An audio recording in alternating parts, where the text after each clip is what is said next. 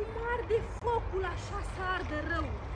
Să vină păpăți de alun ca un nebun, păpăți de arțar ca un armăsar, păpăți de soc prin apă și prin foc. Să rămânem curățate, luminate de la Știrea Maicii Domnului lăsați. Să nu aibă stare la mâncare, nici rodină la culcare, să nu se întoarce la boi.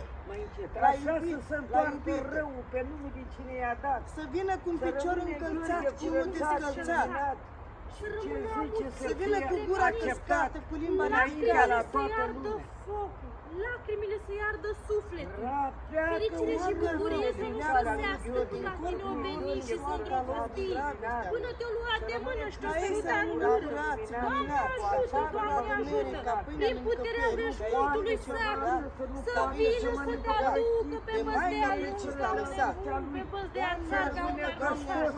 Doamne ajută, Doamne ajută.